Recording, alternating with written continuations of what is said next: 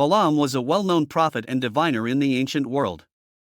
Although he was not an Israelite, he had a reputation for his blessings and curses being very effective, as he had a connection to the divine. The story takes place while the Israelites were journeying toward the Promised Land. They camped in the plains of Moab, near the Jordan River, opposite Jericho. The king of Moab, Balak, saw how large the Israelite nation had become and feared they would overpower him. In response, King Balak sent messengers to hire Balaam to curse the Israelites, hoping that a curse would prevent them from advancing into Moab. Balak's messengers brought payment and a request for Balaam to come and curse the Israelites. Balaam told them to stay overnight while he sought guidance from God.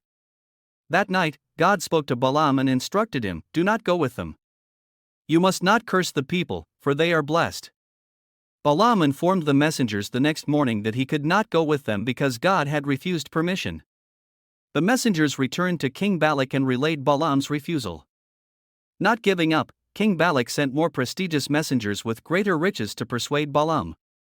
This time, Balaam responded that even if Balak were to give him his entire palace filled with silver and gold, he could only speak what God allowed.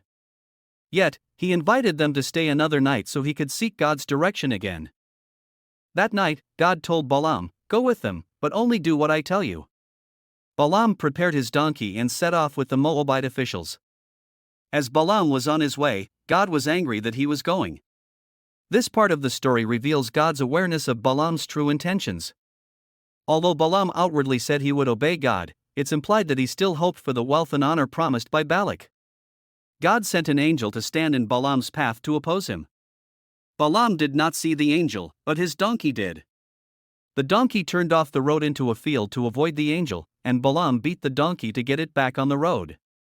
Then the angel appeared again, this time in a narrow path between two vineyards with walls on both sides. The donkey pressed close to the wall, crushing Balaam's foot against it. Again, Balaam beat the donkey. Finally, the angel appeared a third time in a narrow place where there was no room to turn right or left. The donkey, seeing the angel, lay down under Balaam. Enraged, Balaam beat the donkey with his staff. At this point, God opened the donkey's mouth, and it spoke to Balaam. "What have I done to you to make you beat me these 3 times?" Balaam, incredibly, responded to the donkey without any surprise at the fact that it was speaking. He said, "You have made a fool of me. If I had a sword in my hand, I would kill you right now." The donkey replied, "Am I not your own donkey, which you have always ridden, to this day? Have I been in the habit of doing this to you?" Balaam answered, "No." Then the Lord opened Balaam's eyes, and he saw the angel of the Lord standing in the road with a drawn sword in his hand. Balaam bowed low and fell face down. The angel rebuked Balaam, saying, "Why have you beaten your donkey these 3 times?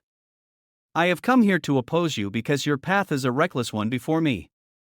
The donkey saw me and turned away from me these 3 times. If it had not turned away, I would certainly have killed you by now, but I would have spared it."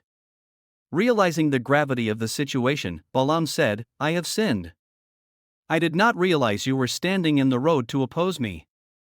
Now if you are displeased, I will go back."